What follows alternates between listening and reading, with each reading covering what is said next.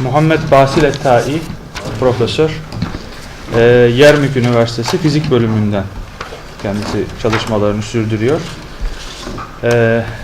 Doktorasını Manchester Üniversitesi'nde, İngiltere'de kozmoloji ve kuantum alanlarında tamamlamış. Şu anda belirttiğim gibi Yermük Üniversitesi'nde fizik bölümünde çalışıyor. Modern bilim, özellikle de kozmoloji üzerine çalışmalarıyla tanınıyor. The Theory of Special and General Relativity, The Creation of the Universe and Introduction to Astronomy yayınlanmış bazı çalışmalarından hocanın. Son dönemdeki çalışmaları özellikle kelam ve kelamın modern bilim açısından taşıdığı tazammunlar üzerine yoğunlaşıyor. Hocamızın www.kozmokelam.com diye bir sitesi var. Burada da bu konuya dair makalelerini, çalışmalarını görmek mümkün. Bugün de bize bu dakikul kelam kavramı etrafında kelam ilminin tabiat felsefesine dönük yüzü hakkında modern bilim zaviyesinden görüşlerini aktaracak. Hocamızdan bir sunuş alacağız malum. Onun ardından sorular ve yorumlarla devam edeceğiz inşallah. İngilizce olacak sunuş, tercüme yapmayacağız. Bismillahirrahmanirrahim. Thank you very much indeed for this introduction. I am Basil Altai, as was introduced. I am a physicist. I have been working in physics for the last 30 years. After my PhD, I finished my PhD in 1978 already in cosmology and quantum field theory. Since 1989, I got involved in studying Islamic philosophy and especially Islamic Kalam. I found that Islamic Kalam contains a lot of physics. But how and where we can find that, this is what I'm going to show in this talk. One well-known philosopher, Western philosophers, said recently, relatively recently, that probably no chapter in the history of cosmological argument is as significant or as universally ignored as that of the Arabic theologians and philosophers. Obviously he means Muslim, not only Arabic, Muslim theologians and philosophers. Although we find in them the origin and the development of two of the most important versions of the cosmological argument, namely the argument from temporality and the argument from contingency, the contribution to these Islamic thinkers is virtually ignored in the Western anthologies and books on the subject. And this is completely true. Kalam has been ignored by both, I should say, Western and even Arabic and Muslim researchers. The reasons is related to the difficulty of the subject and the need to specialize in certain topics that may not be available with the peoples. However, let me introduce Mutakallimun. Who is Mutakallimun? Mutakallimun were a group of Islamic theologians and thinkers. They appeared during the 2nd century after Hijrah, that is the 8th century AD, and continued to be effective until the end of the 6th century after Hijrah, the 12th century AD. Their ideas remain to be vital part of the Islamic theology for a long time, even up until now. In Arabic, kalam means speech. I think you the Turks, knows what is kalam. Kalam is kalam. or a collection of words, but it means also a dialogue. This is the meaning actually intended for Islamic kalam, and this is a dialogue, exchange of ideas. Philosophically, kalam is a collection of concepts, as I put it. This is my definition. Kalam is a collection of concepts, assumptions, principles, and problems that tries to explain the relation between God, humans, and the physical world in accordance with the Islamic creed. Classically, kalam forms, and this is very important, the foundation of Islamic jurisprudence or fiqh. Usul al-fiqh are driven originally from kalam. Without kalam, you cannot have usul al-fiqh. But since usul al-fiqh were established long time ago, we forgot about the origin of usul al-fiqh. We all forgot about kalam.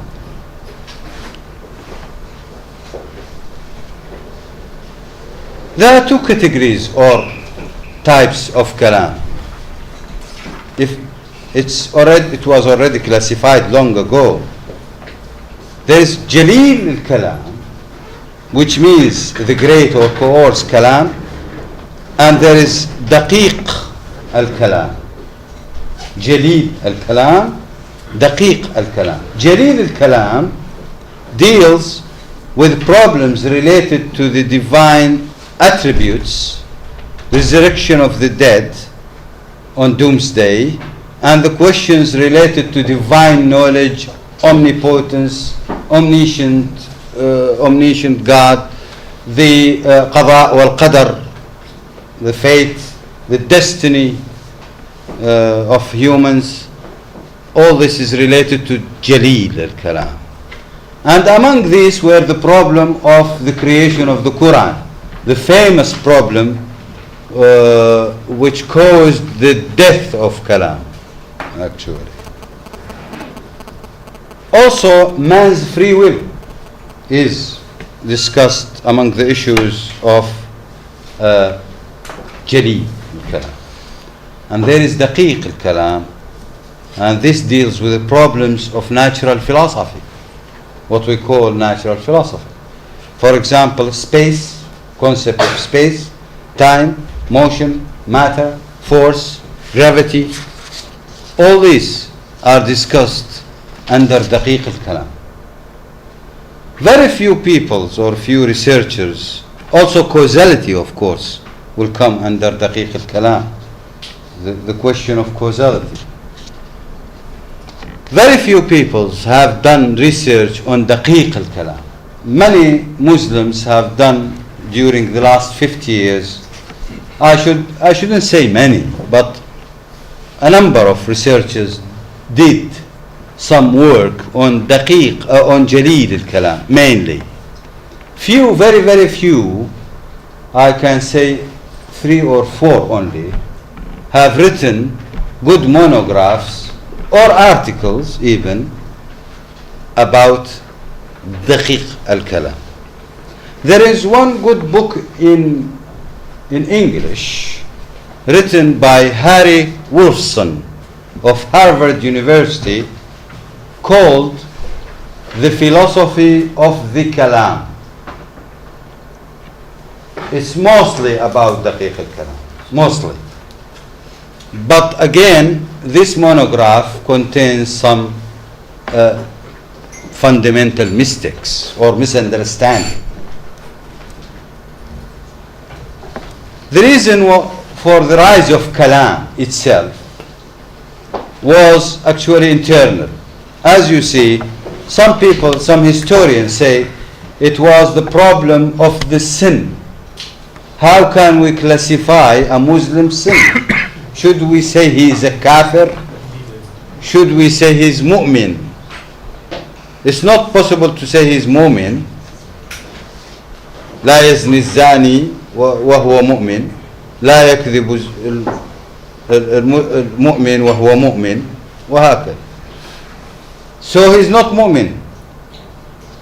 We cannot say he's kafir because he says ashhadu an la ilaha illallah wa ashhadu anna Muhammadan Rasulullah. So he's not kafir. What should we say? It is told in history that Wasil ibn Ata said he is fasiq. Fasiq is something in between the kafir and the mu'min. And this is the manzila bayna al-manzilatayn. From that date, a group who were called later Mu'tazila were created on that date. And since then, they started discussing issues, topics of daqiq and jalil al-kalam. There are actually other reasons which I could spot also, and that came when Muslims conquered other nations and could spread through Asia and through North Africa. They faced new philosophies, the Hindu philosophy, the Persian philosophy, and they had to prove for them that God is one, that God is omniscient, is omnipotent, that God is the powerful creator, and all this has to be done without the Quran or Hadith. How they do it? They have to do it through reason. And that was also another cause of kalam. Mutakallimun are divided into two groups. The Mu'tazilites, which were the older, and the Ash'arites, which appeared later. The Mu'tazilite, as I said, were the group who was led or founded by Wasil ibn Ata. By the way, you can see the dates. I've written the names and the dates of wafat, so that you have an idea of the time where pioneering kalam or mutakallimun were working. There's also Amr ibn Ubaid, Abu al-Hudayl al-Allaf, and the famous Ibrahim al-Nadhan. Al-Jahir also have been classified as Mu'tazilite.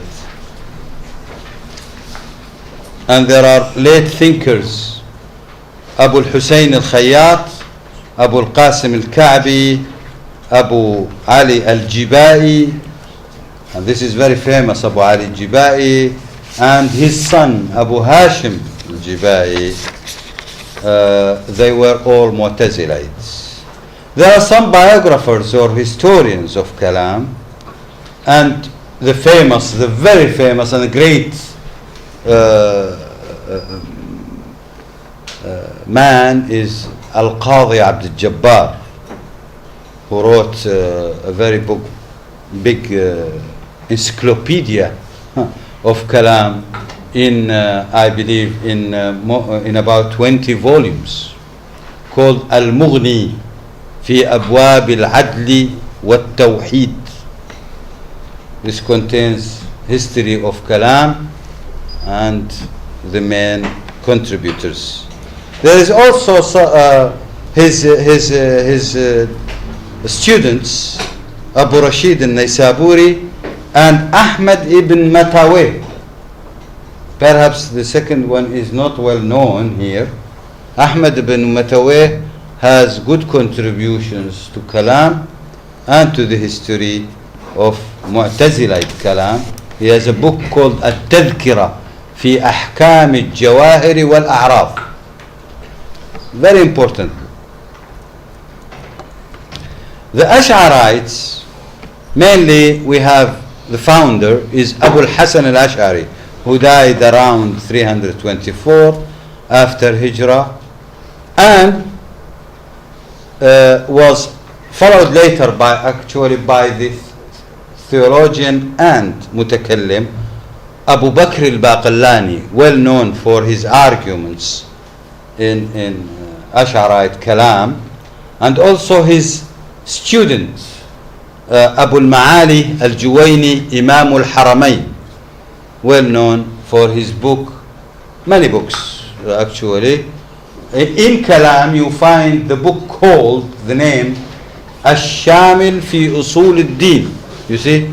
But when you read the book, you find 450 pages of Kalam. But the title is Ash-Shamil fi Usul al-Din. Also you have Abu Hamid al-Ghazali, well known, Imam Abu Hamid al-Ghazali. He contributed a lot to Ash'arite Kalam, and lately Azuddin al-Iji, well known for his contribution in Kitab al-Mawaqif fi ilm al-Kalam. I found that Daqiq al-Kalam contains a lot of physics that should not be ignored anymore. We should pay attention to this Daqiq al-Kalam. Jalil al-Kalam I will not argue about. Jalil al-Kalam has caused problems for the Muslims. During the 4th century after Hijrah, there were clashes, even the 3rd century already, there were severe clashes between Mu'tazilite and Ash'arites.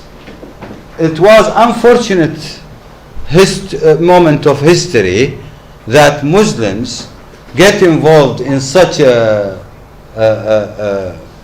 actions, not only arguments, but actions against each other, that a great thinker and theologian, jurisprudence, Ahmad ibn Hanbal, was beaten and put to jail for a long time, just because refusing to say that Quran is makhluq, because the Mu'tazilite were in power, and they started prosecuting those who are against their ideas. For this reason, I would say that Jalil al-Kalam, please take it for granted, Jalil al-Kalam is no more than part of our history. It is a history now. I cannot make any benefit from Jalil al-Kalam. But the point is, when I look at Daqiq al-Kalam and study what they have said, and when I say I mean the physicist, because now I am a physicist studying Daqiq al-Kalam, I find that there is a wealth of knowledge, a wealth of philosophical standpoint, a wealth of Islamic creed even embedded inside these principles and opinions, as I will show you briefly in this evening. It's important first of all to know that Mutakallimun started from the Quran in deriving their ideas, in developing their ideas. They started from the Quran, so the Quran is the main source. The German historian of philosophy, Walter Walzer, identified this point clearly by saying that Mutakallimun consider the Quran their prime source. The Quran, not even the Hadith, but the Quran. I found that we can express it this way, that Mutakallimun start from God through reason to understand the world or nature.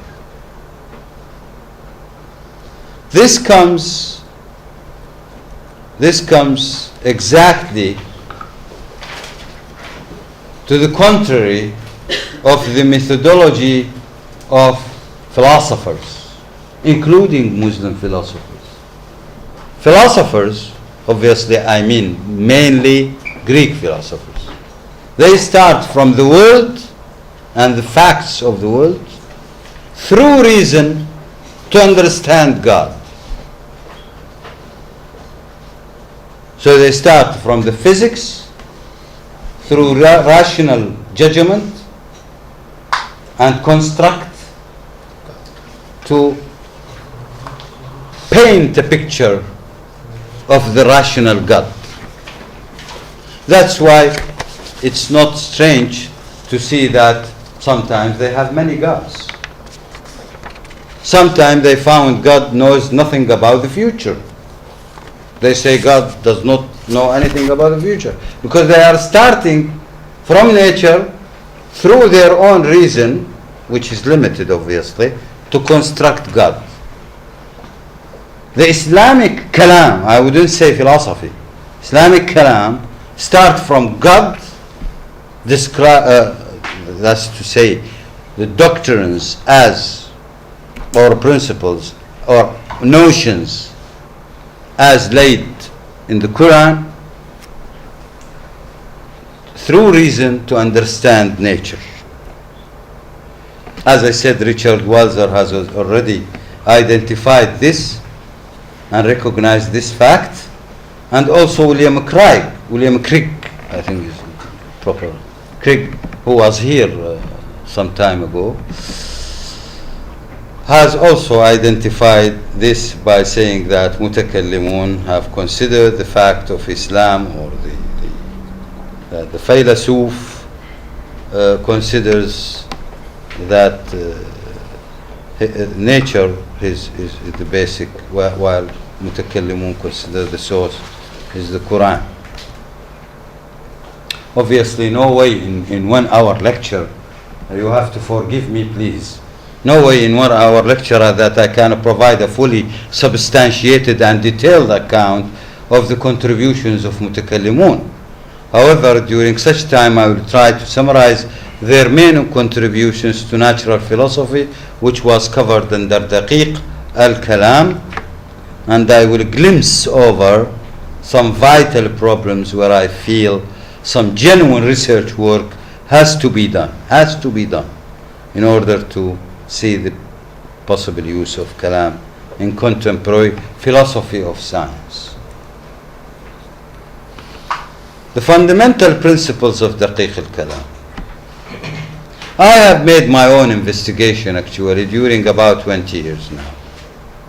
And I could find, by the way, I have written a book recently which I finished last week, and probably I will hand it to the publisher next week. The book is titled Daqiq al-Kalam, the Islamic approach, in Arabic. Daqiq al-Kalam, the Islamic approach to the philosophy of nature or natural philosophy. And in the book you can find a lot of quotations, lots of quotations. There you can find the substantiated material that a researcher would really need, and the analysis. I found that there are 5 principles that mutakallimun have devised. And when I say mutakallimun now, there is one important point.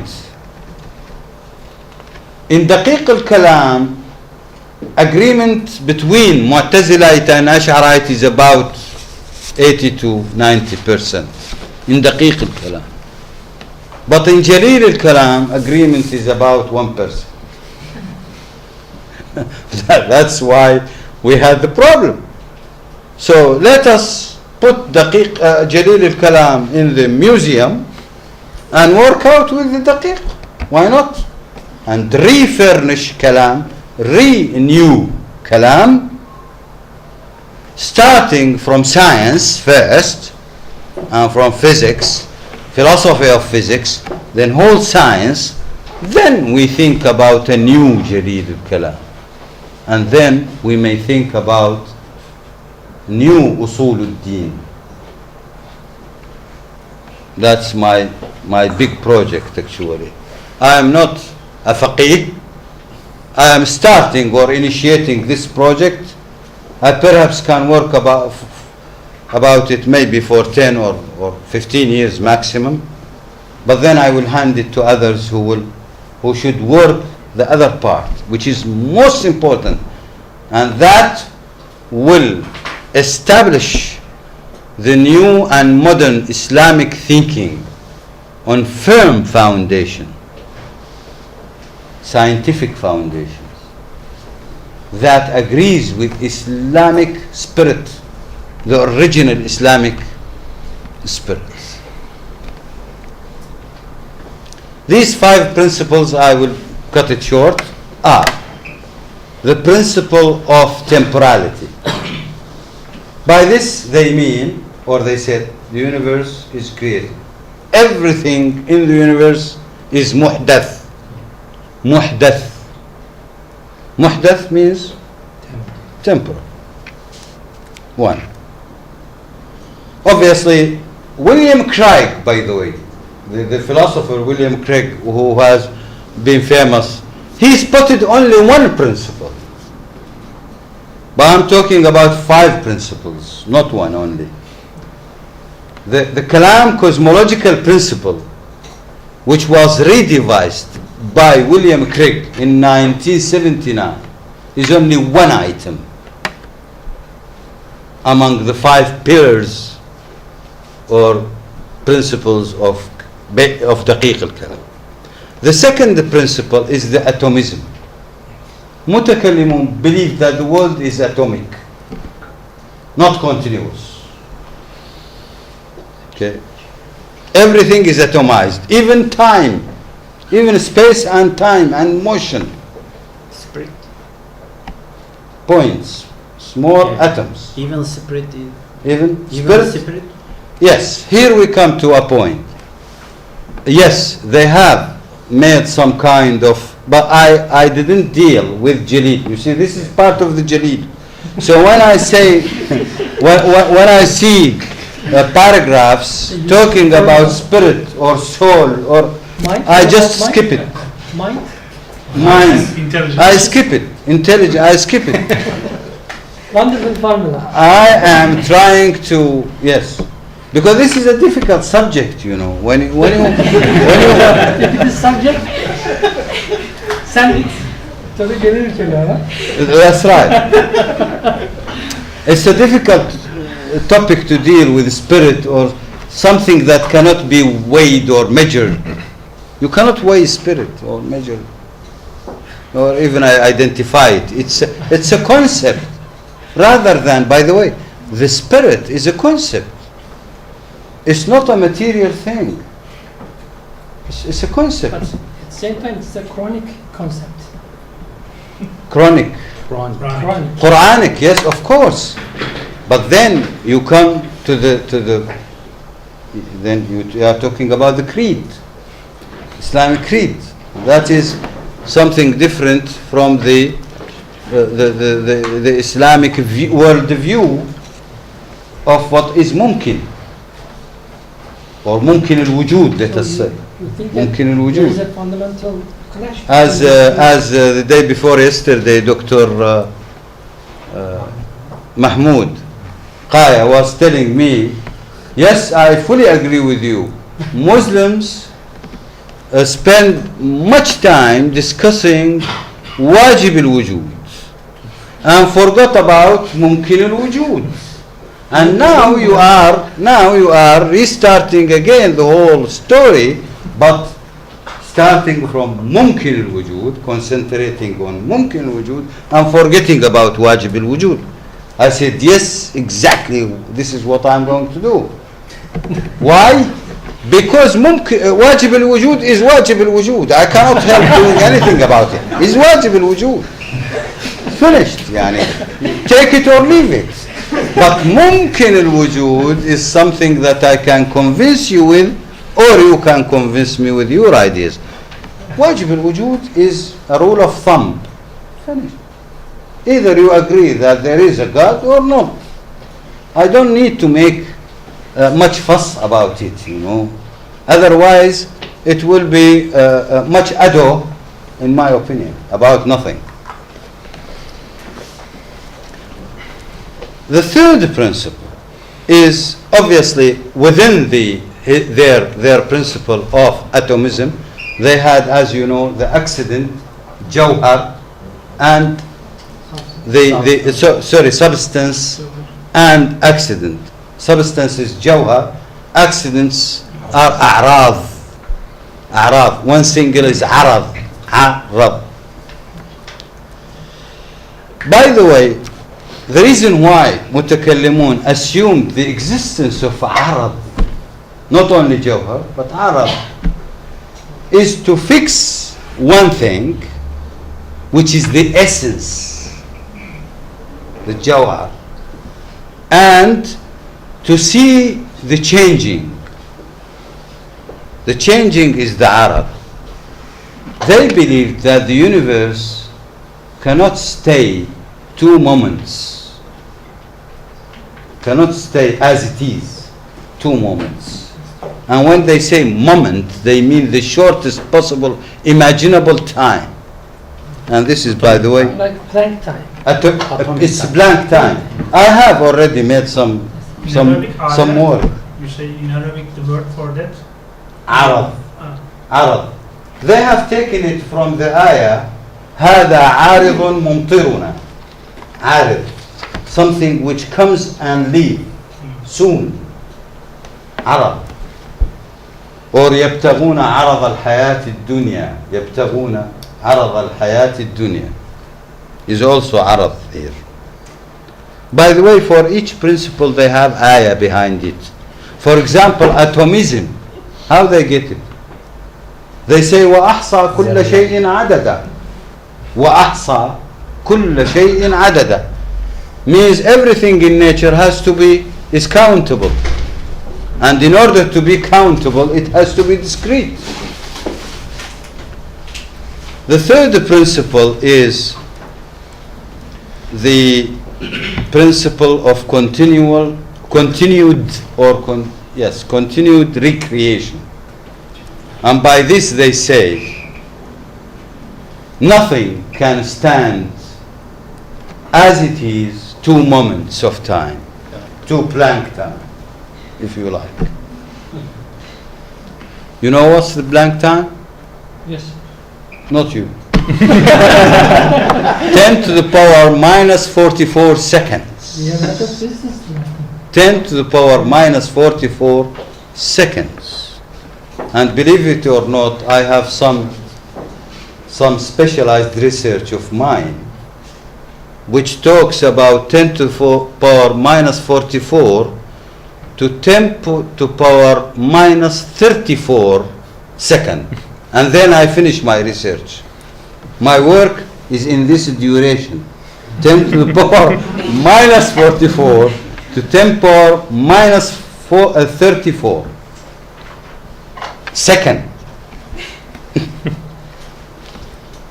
We do some research, although it looks crazy, but this is what we are doing. It says that God, in order to sustain the universe, has to recreate Allahu la ilaha illa huwa al-hayyu qayyum. What does it mean, qayyum? Qayyum, it means that he is the sustainer of the universe. How can God sustain the universe if everything in the universe is created once and left? He created water and left it. And these drops of water are there for millions of years. Where is God? He created us, created the stars, and nobody would ask then how and where and when God will play his role. Isn't it? We have to find a way. That's how God the creator is a creator. God is sustainer, qayyum in the Quran.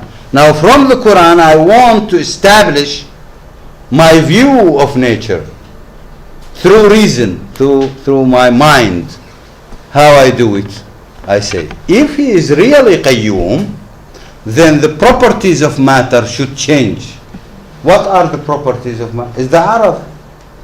So this black color, according to Kalam, Daqiq al-Kalam, this black color is going to vacuum or to disappears and reappears and disappears and reappears millions and millions of times each moment. It's also And that is how God not only sustains the universe, but how the universe become undetermined, because between every one creation and the other, God can decide something else. God can decide something else. For example, I leave this paper and it falls.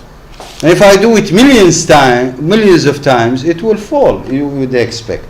Yes, correct. But the Kalam says no. This is mustaqarrul aada. This is something that we are accustomed to. Because it happens millions of times, that's why we say it will happen every time. But to be sure, it will not happen every time. Because God is powering gravity every time I throw this piece of paper. He's powering gravity.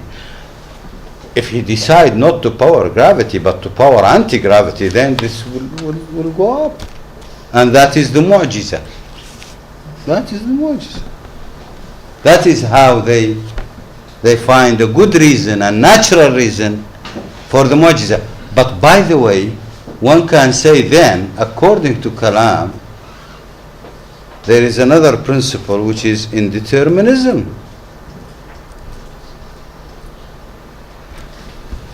That the laws of nature are not determined, or let us say, phenomena in nature is not fully determined. It has some indeterminism. Obviously, this is connected, with the question of causality. It's connected with the question of causality. Whether there is a real causality, natural, deterministic causality or not. And here, by the way, since some of you, I understand, are philosophers or students of philosophy, you should take care. A lot of papers has been written about causality in Islam, or causality according to Ghazali, causality according to Ash'arite, Mu'tazilite, and contains big mistakes. There is one famous man called Peter Adamson. He works in King's College London, and he has a paper in Muslim Philosophy's website, Causality According to Ghazali, and he's talking nonsense. I wrote to him an email and I said, I'm sorry, Dr. Peter Adamson, you are writing some nonsense here. And he said, yes. Yes, he agreed. And he wrote to Muslim Philosophy, please remove this article. And you can go to the Muslim Philosophy website, www.Muslim Philosophy, Peter Adamson, and you will see a small note who perhaps the only three who understand this note is the site manager, Peter Adamson, and myself. The note says, yes, Peter, we will do it. And alamat ta'ajjub. Because Peter asked them to remove the article, and now it is the 6th year and the article is there. I don't know why they are not removing the article, you know. The 5th principle is integrity of space and time. Integrity, I mean one and integral part. That the space and time constitute one entity. And by the way, this idea was not acceptable until Albert Einstein in 1905 introduced this idea into physics.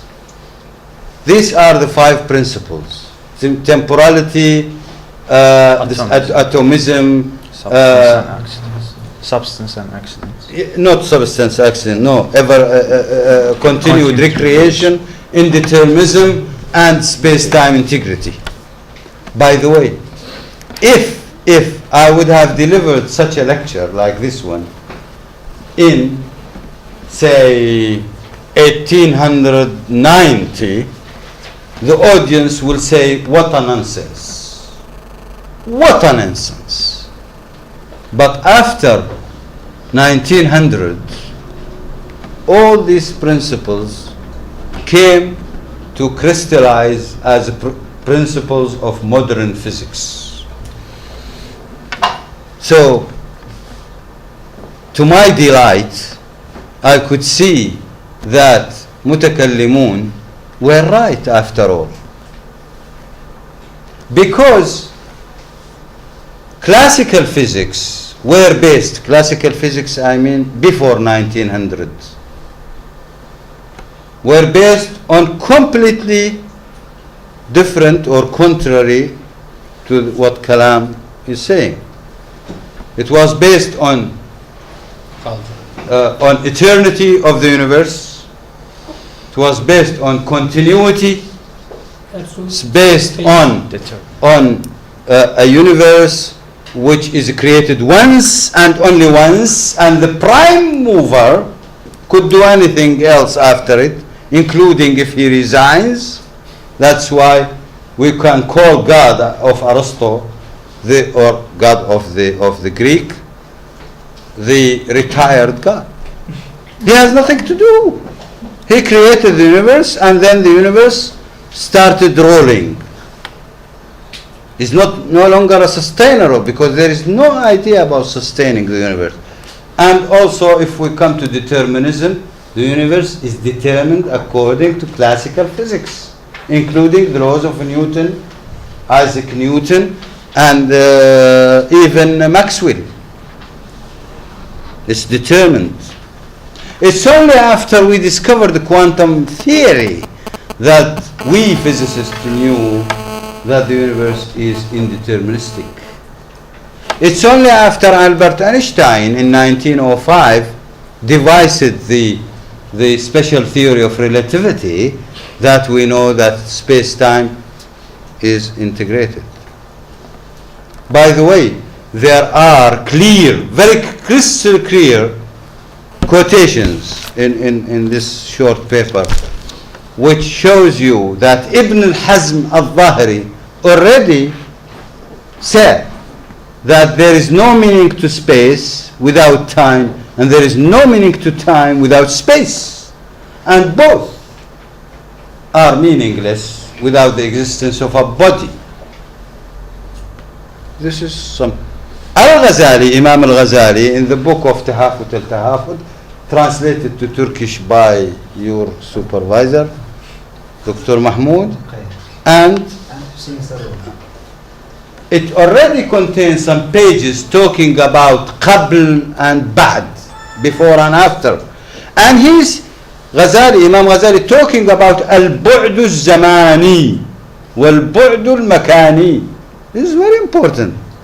You know, this term itself, to say Bu'd al-Zamani, is something in physics, because it is casting a new concept for time. And Ghazali denied that there is any difference between space and time. He said it explicitly that there is no difference between space and time. Obviously, after we finish this part, we can come to what I call applications. Applications are unlimited. There are numerous number of problems, many problems you can choose to study. I have studied only few problems.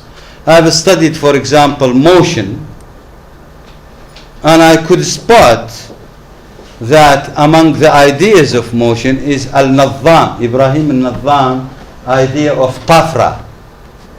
Pafra, it means that the body instead of moving or covering continuously every point of space, he should jump. This was brought in because Al-Nizam specifically believed that the space can be thought to be continuous. The space is continuous. So they asked him, if it is continuous, what about Zeno effect? What's called Zeno effect? Sahm Akhil, or in Arabic Sahm Akhil. How can we justify the motion? Because motion is covering a distance. If the distance is subdivided into infinite number of points, then the body is covering infinite places. So it is impossible. Infinite distance. It's impossible for anything to move. And he said, no, it moves, but only by jump. Tafra is jump. By the way, one famous historian, living historian of science, is called Max Yermer. In his book, The Philosophy of Quantum Physics, he says, Al-Nizam is forerunner of quantum mechanics. By the way, if I have said such a sentence, people will say you are overestimating things. You are over exaggerating. But it's Max Yermer, it's not me. He says Al-Nizam is forerunner of quantum mechanics. One important note: it's true that different school of Kalam presented different details of these general views, rather looking contradictory sometimes. However, the general trend of their works fell in one and the same mainstream, that was the opposite side to the view of Islamic philosophers like Ibn Sina, Farabi, Razi, and Averroes. I mean Razi, Abu Bakr al-Razi, not al-Fakhr al-Razi. Fakhr al-Razi is half philosopher, half mutakallim. Confused. In no way, note number two. In no way I claim that the philosophy of the Kalam form an integrated body that can be found in one individual mutakallim, nor that it forms a complete modern philosophy of nature. But some thoughts of mutakallimun, namely in Daqiq al-Kalam, echoes with some contemporary concepts and principles of modern physics. That is why, as a physicist, I could spot at least few problems which can inspire me to suggest new solutions to the problems of existing problems in physics. Among these solutions is the problem of indeterminism and the so-called the problem of measurement in quantum mechanics.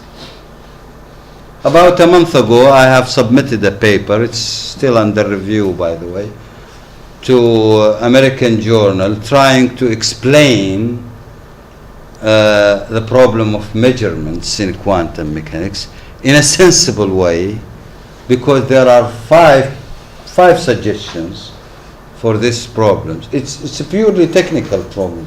It's a scientific problem, although it has philosophical implication, big philosophical implications.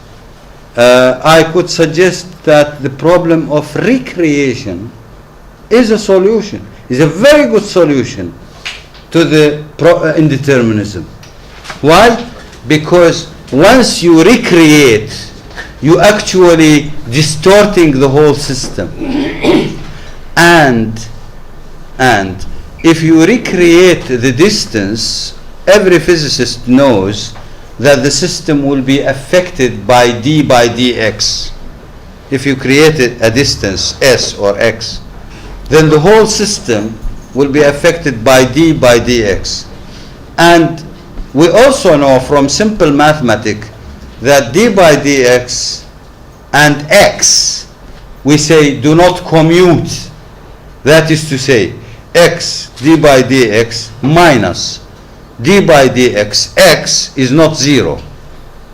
It is. No. This is called the commutation relations. It's mathematics, but it has the implications that uncertainty principle of Heisenberg is correct. The Heisenberg uncertainty principle can be reduced into what we call conjugate or complementary operators. X, d by dx, t, d by dt, theta, d by d theta. And if they don't commute, then you have indeterminism. And recreations tells you that here we are. It's non-commuting generators or operators. The five other principle explanations contain some loopholes, including the very famous one, which is the Copenhagen interpretation, by the way, called the Copenhagen interpretation. The problem with it is that you can extrapolate this interpretation to say that every one of us is involved in the creation of the universe. This is called the role of the observer. And among these comes the question of so-called Schrödinger cat. This example is very simple. It's called the Gedanken experiment in German. It's thought experiment, and it assumes that there is a cat and there is a radioactive source, and there is a small قنينة يعني bottle of poison gas inside. Once the radioactive material will release alpha particle, the hammer will break the bottle of poison gas, and then the gas will be released. The cat could be dead then. But then, because the radioactive source is only probabilistic, not deterministic, Schrödinger asked the question, would the cat be dead or alive? And if you say it's dead, he says no, it's 36% dead, 64% live, because the probability of releasing alpha particle is 64%. So it's 64% dead, 36%, or vice versa. Never mind the numbers. It's probabilistic. I say how it comes. You say it's only when you open the box that you make the wave function of the cat collapsing to the dead state instead of being live. By the way, this is, in my opinion, unfortunately, it is non-convincing argument. In my opinion, it's not convincing. The Kalam solution, as I said, come in this form. It's a bit technical. I'm sorry not to go into the details, but I can assure you it contains some solid physics there, and the notion was brought by mutakallimun originally. There is also another notion, which is the discreteness of time. In physics, we are facing a lot of problems now because time is continuous. We consider time is continuous. If we have a discrete time, many of our problems will be solved, and perhaps we will find a new era of physics. There is also the question of causality in philosophy and in physics, and mutakallimun have a detailed but very, very fine opinion on this question. I suggest that students of philosophy can pursue such studies in Kalam and see. By the way, there are few articles which were published very recently in Theology and Science, in the Journal of Theology and of Science of the CTNS, Center for Theology and Science in Berkeley, and I could find sensible study there, very accurate on the question whether Ghazali denied causality or not. There are a couple of articles there of interest.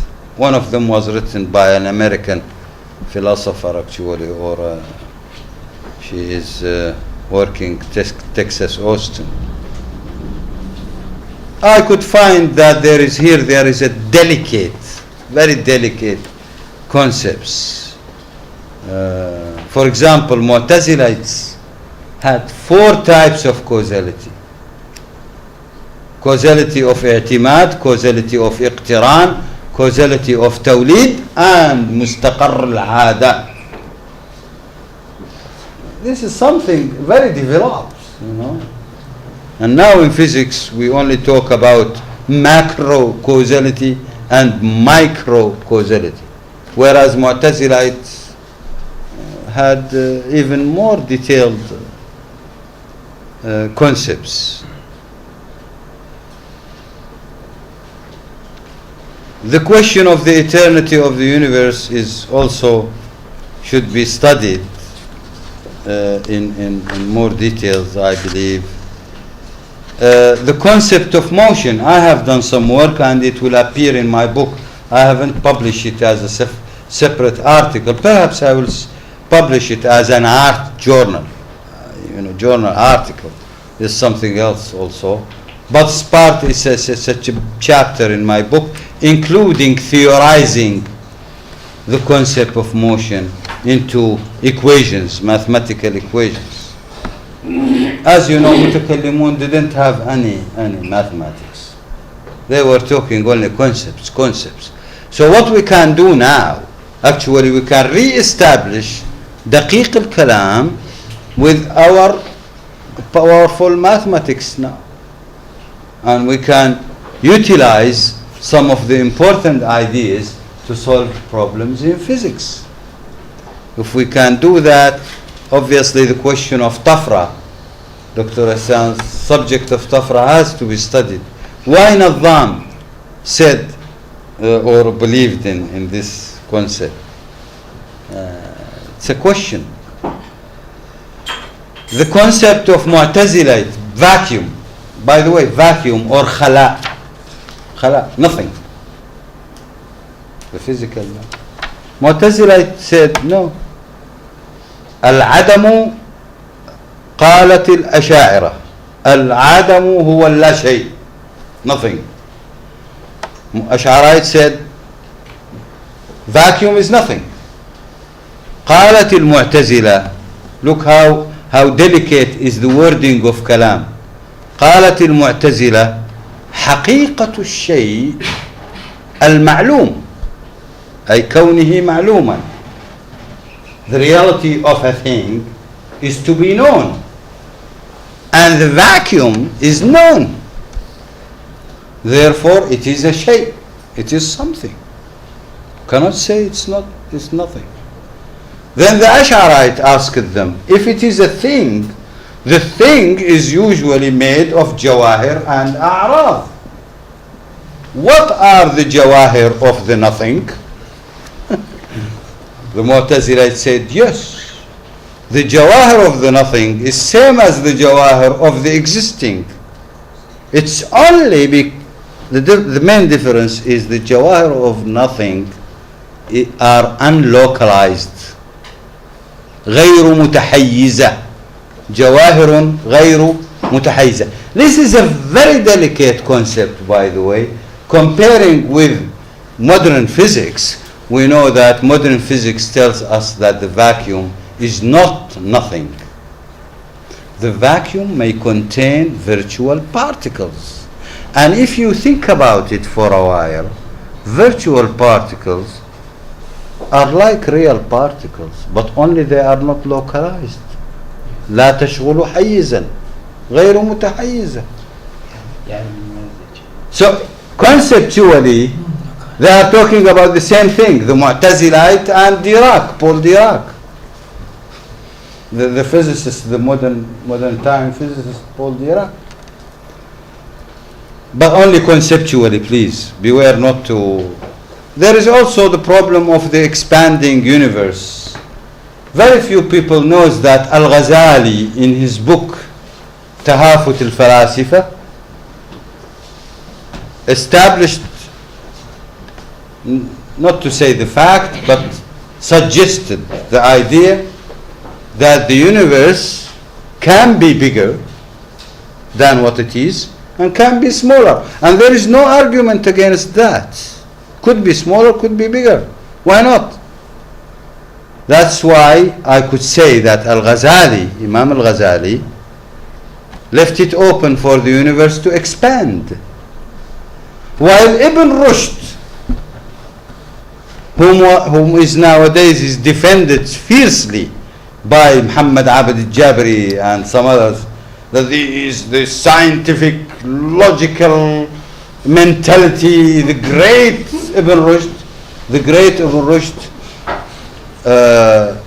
refused, saying that no, the universe cannot be bigger, cannot be smaller, because Aristotle said so.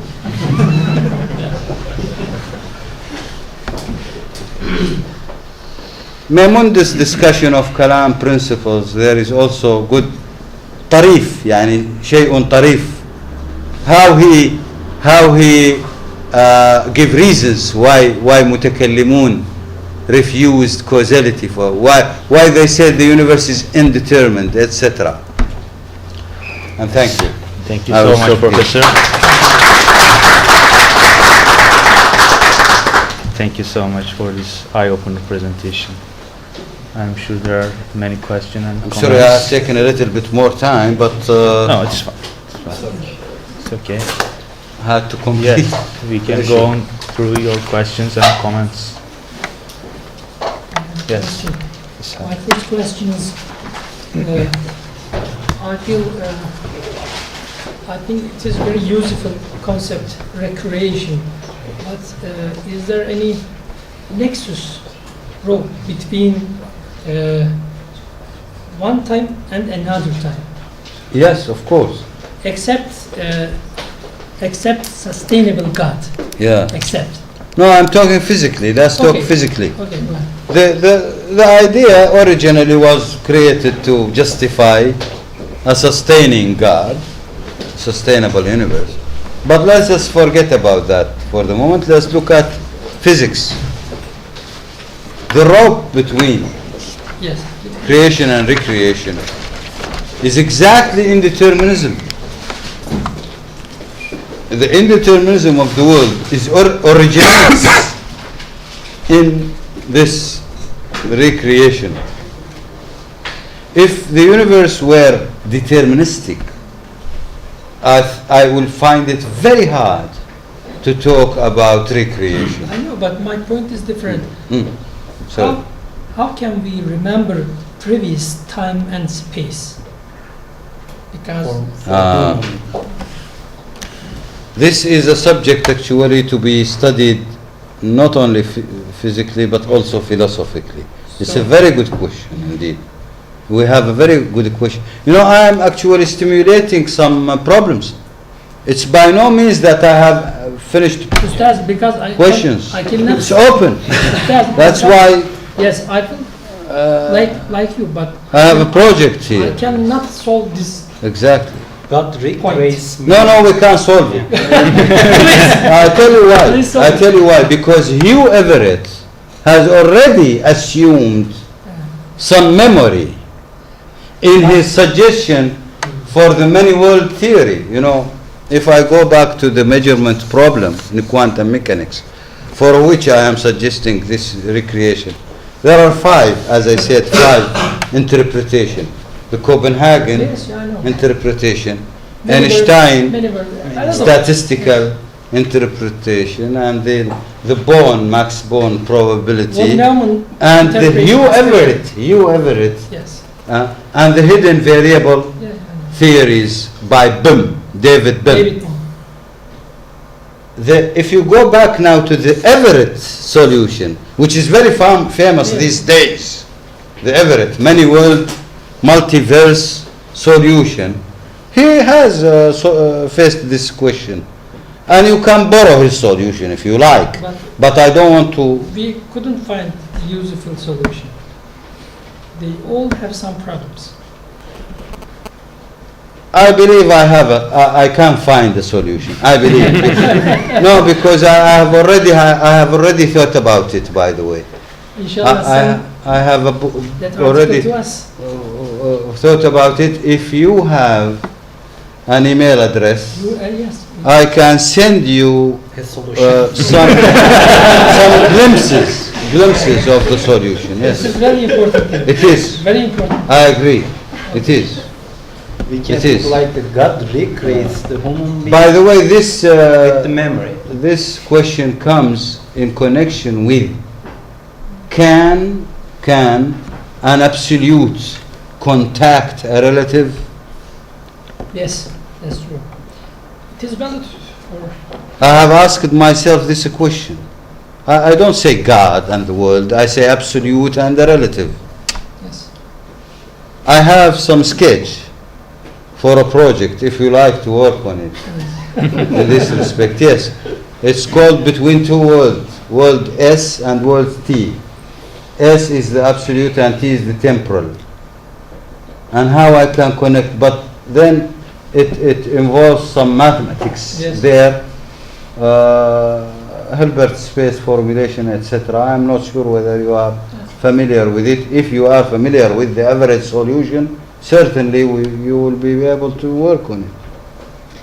Yes, we can continue this conversation. after. This can be a PhD project even, if you like. I have also Yeah, different question, but if you. yeah, please. Bana bakmayın, ben soru sormayacağım. My second This question. is my card, and you may write to me, yes, because I don't have your email. My second question is, I wonder your opinion about contemporary physics. Do you accept contemporary physics as an ultimate truth or No, not? no. How can I accept contemporary physics as an ultimate truth Because when I know we are facing a lot of problems now with So it? my question is, No, if full of problems. if contemporary physics framework has changed, for example, in the 50 years or 100 years later, how can we interpret Daqiqul Kalam according to the New. new This philosophy of science? this question is completely the other way around, actually. Yes, yes. To tell you why this. Because what I am saying, it seems that something was not well understood. I am suggesting that Daqiq al-Kalam is the solution for modern physics problems. Just for contemporary? Yes, for the contemporary problems. Yes, I know, but For example, since you are somehow familiar with some problems in contemporary physics. In contemporary physics we have a problem called infinity, the divergence problems. Divergences appear, infinity appears when we want to calculate anything according to quantum field theory. If we want to calculate the mass of the electron, for example, the mass of the electron, the smallest thing, it comes after long calculation, infinity. Infinity. If you calculate the charge of the electron, it's infinity. Many things happen. So what we do, by the way, or what physicists do, I don't agree with this, although I have done this trick in my PhD thesis in chapter 1. We go to renormalization. What's renormalization? By infinity again. Divide by infinity again. By failing. Exactly. We say that the infinity is coming because there is a term somewhere, one divided, not by infinity, by 0. 1 by 0. So we look for this, we make spectral analysis, and we pick up that virus, that term, and we throw it away. Unjustifiably, we just throw it away. This is called the method of subtraction. There is another method which is called cut off. We multiply the whole equation by e to minus alpha, for example, t, alpha, e to minus the exponential. And this way we make the infinity die away. But this is also a trick. The third method is point splitting. The fourth method is dimensional regularization, which was invented by T. Hooft in 1972. I applied point splitting, for example, in my PhD thesis. What's point splitting? It says instead of looking at the distance as if it is made of infinite number of points, you make a finite increment, delta S. Instead of ds, you go to delta S. What's delta S? It's a finite increment. It means instead of continuity, you go to discreteness. And this is what Daqiq al-Kalam is saying. Daqiq al-Kalam is trying to solve this problem by saying, let us look at things not as being divisible infinitely, but let us assume that it is divisible until there is undivisible, not point, but entity, or a distance, or a time, unit of time, which we call it Jawhar al-Fard. And this assumes that there is a finite instead of infinitesimal. You have finite increments. So the distance is to be divided by finite increments. Partly this is point splitting. Yes. I have another question. Yes. Yes, please. You know, there are some solutions in the contemporary physics, wave point duality, Exactly. wave-like and point-like. So, according to the Daqiq al-Kalam, is there just one thing, or at the same time two wave and point-like duality? Again, a very good question. Are you a physicist or philosopher or I'm just working with this? Research. I have completed my PhD In what subject? in philosophy of nature. Good. So you are in touch with physics. Yes, a little bit. Yes, this is a very important point, again, and a very big mistake of contemporary physics. That is the problem of wave-particle duality. Wave-particle duality. According to Daqiq al-Kalam, the wave nature of particles is coming or is stemming from the recreation of a'rad. Yeah. Because of the continuous recreation, periodic recreation, that is why small particles behave like waves.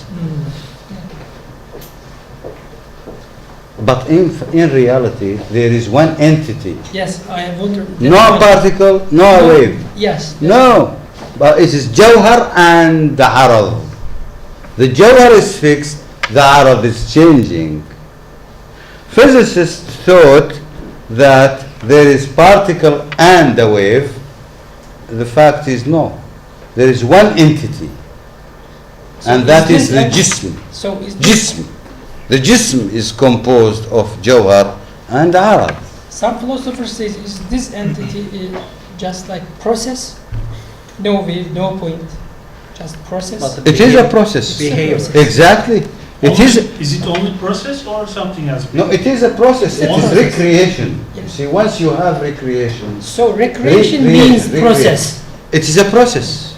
The process of you can call it confidently the process of recreation.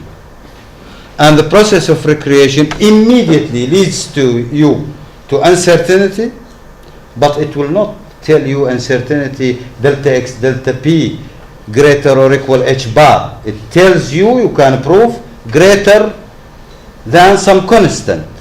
Then you have to fix the constant.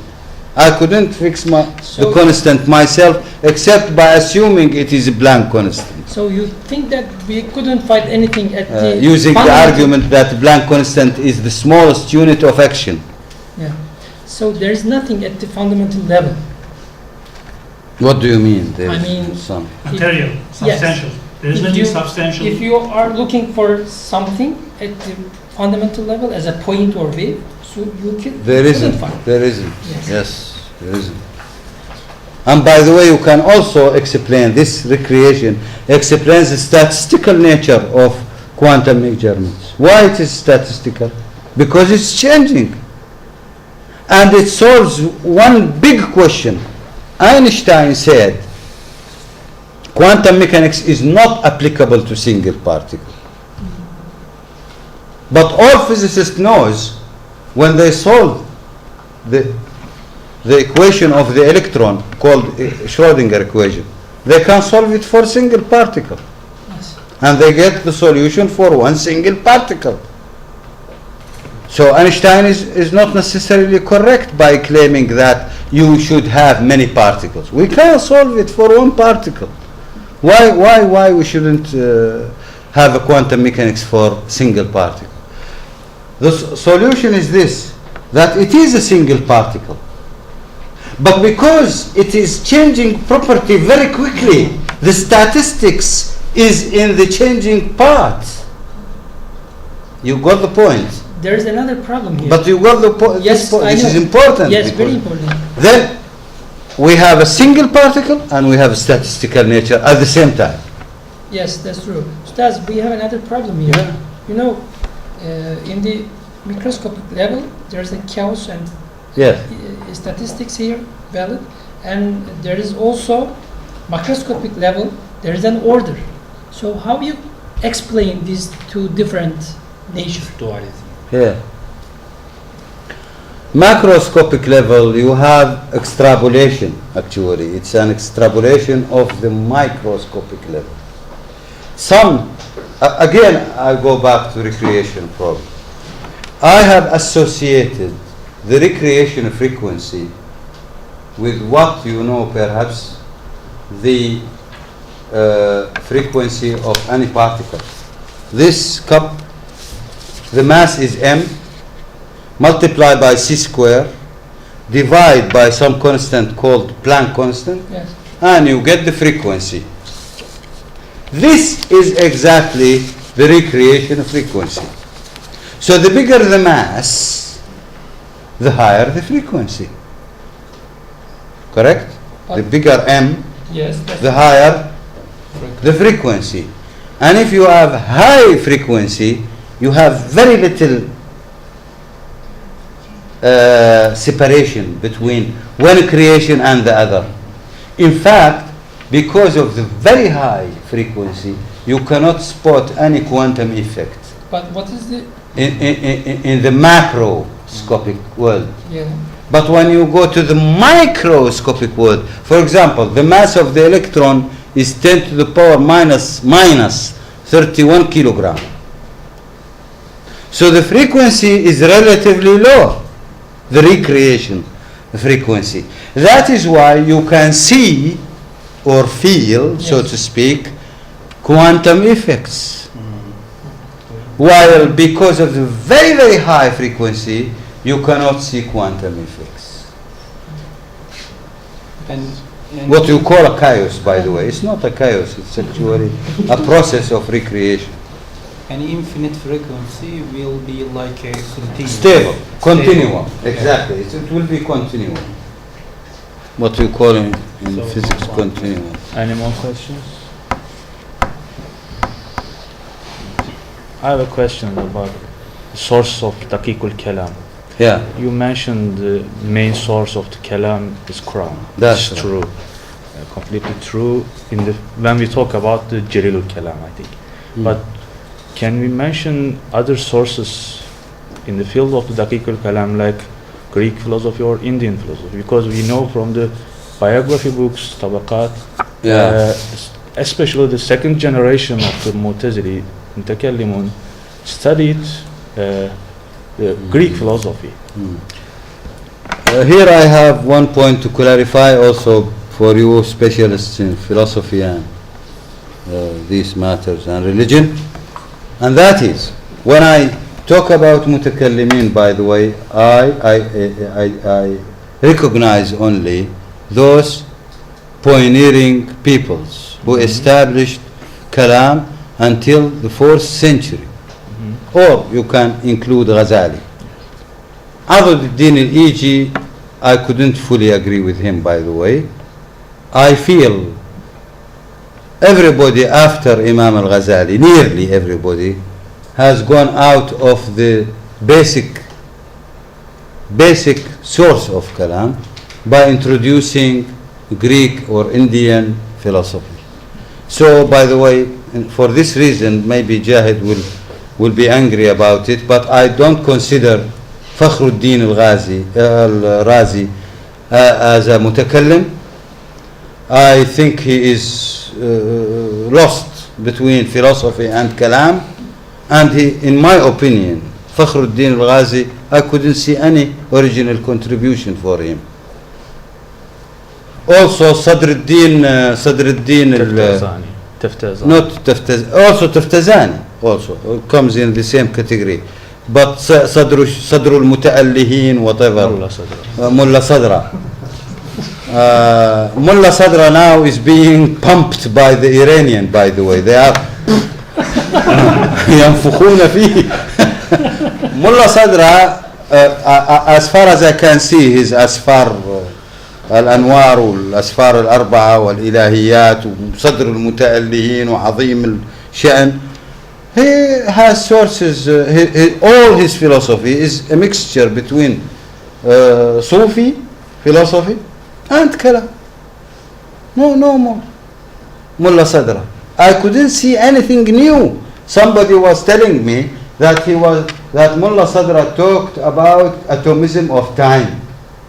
And he says, it's very strange that you discovered the atomism of time in the 7th century after Hijrah or 8th century after Hijrah. It's already said in the 2nd century after Hijrah.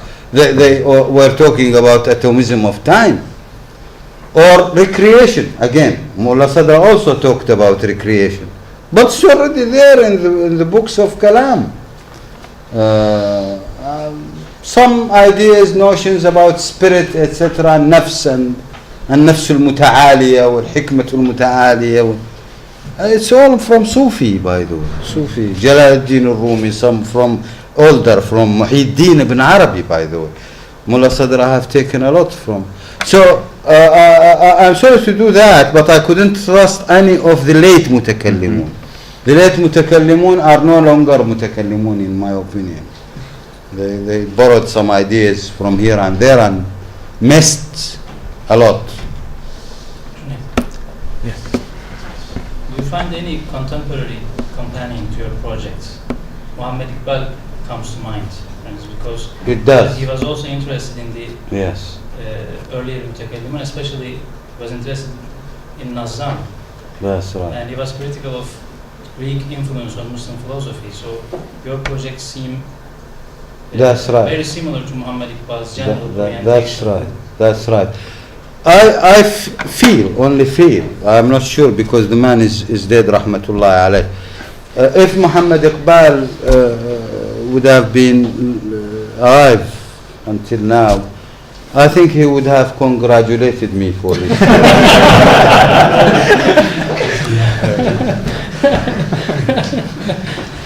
So Yes, please. if we have time, All right. so is there or what's the association between the recreation and evolution? And evolution. Evolution, yes. Again, a problem to be studied. I'm outlining, things. It's a good. Can we take some outlines? But certainly, you can put some serious contribution here, by the way.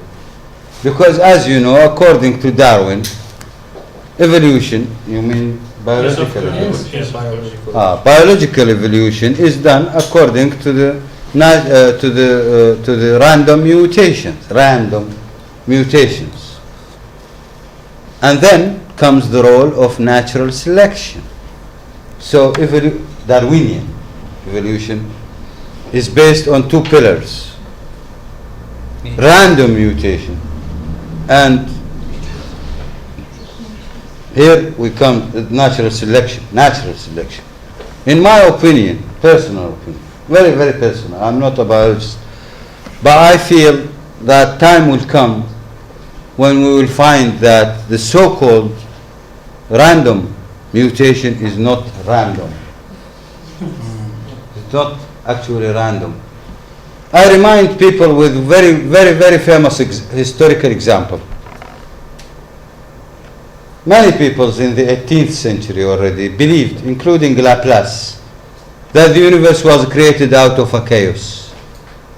And now, only 20 years ago, we discovered something called the anthropic principle, which says that the universe was created with very fine tuning. Anthropic principle. Correct? The anthropic Yes, principle. anthropic principle. Very fine tuning of the constants, very fine tuning of the moments, of the times, of the forces, of the coupling constants. Very fine tuning. If you change 5% the charge of the electron, the whole universe will change. You know the charge of the electron is only 10 to the power minus 19 coulomb. If you change this by 5% only, 5%, the whole universe will change. There might be no life in the universe.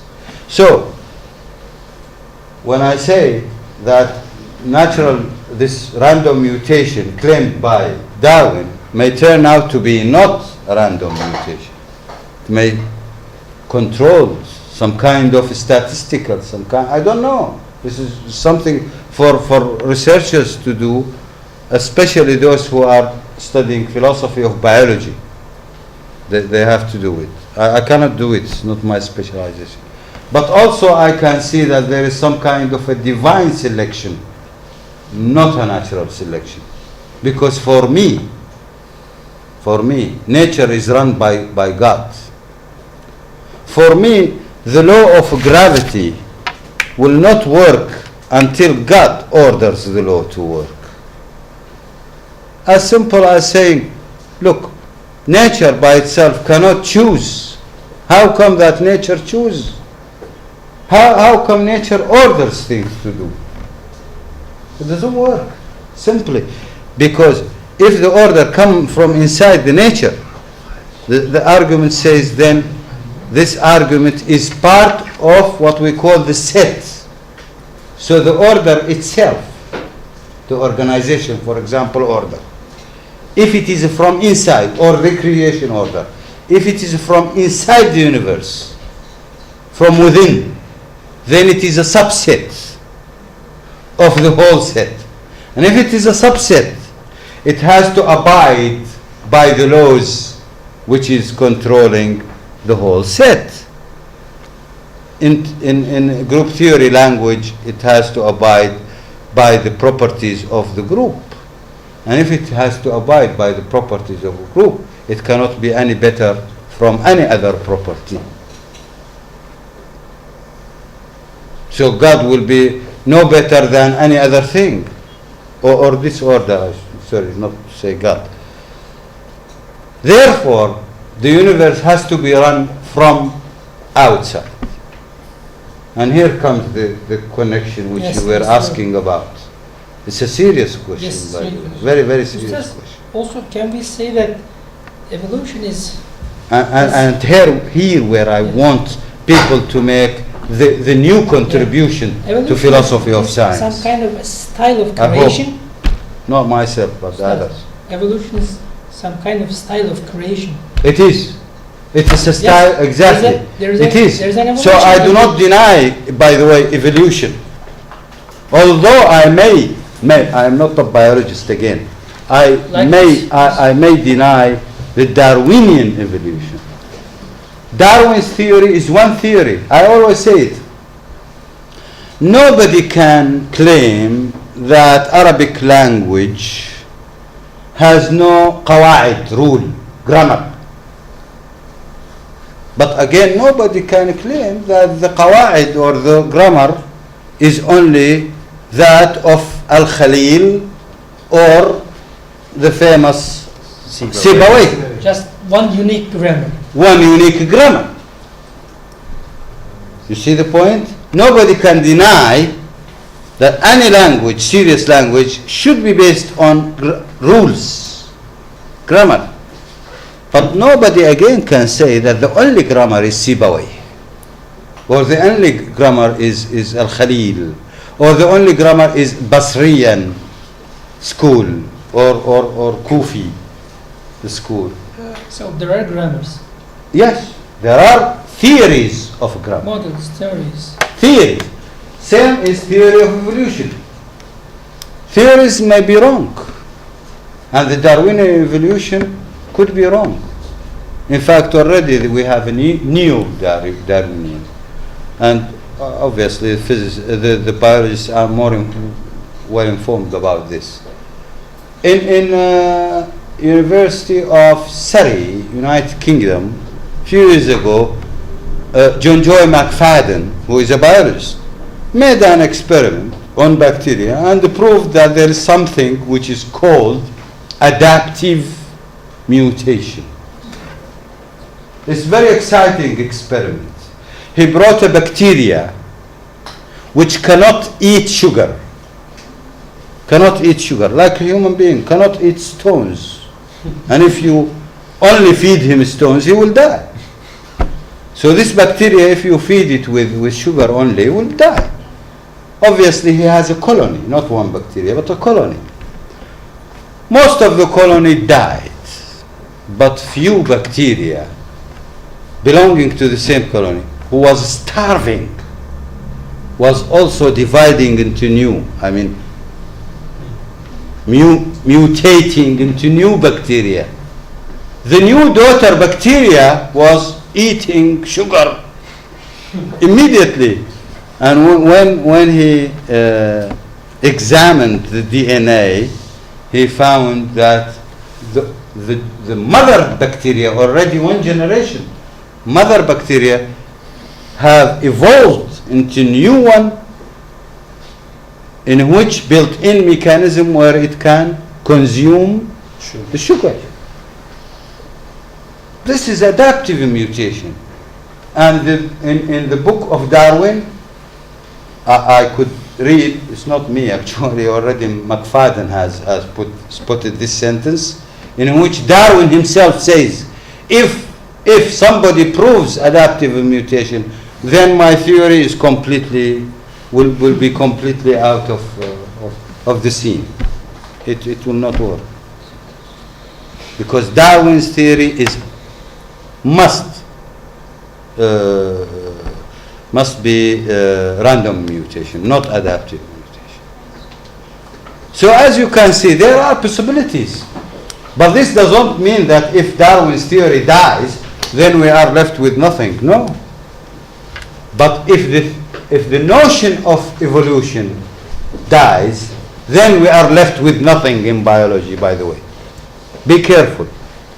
If you deny evolution in general, biological evolution, then you are here problem. How to do with biology? The whole biology will collapse. Modern biology will collapse. You go to Aristotle or Al-Jahid or even Al-Nadham, by the way, was doing some experiments on dogs. Any more questions? All right. Thank you, Professor. Shukran jazeelan.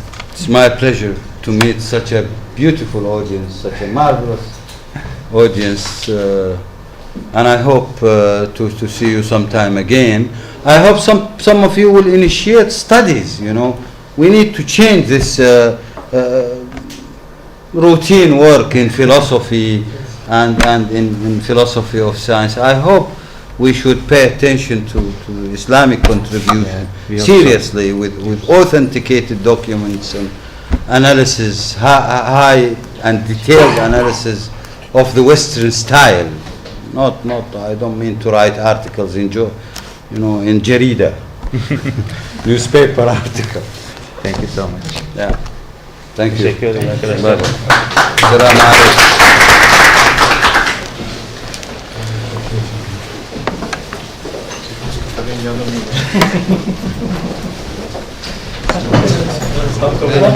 Tekrar.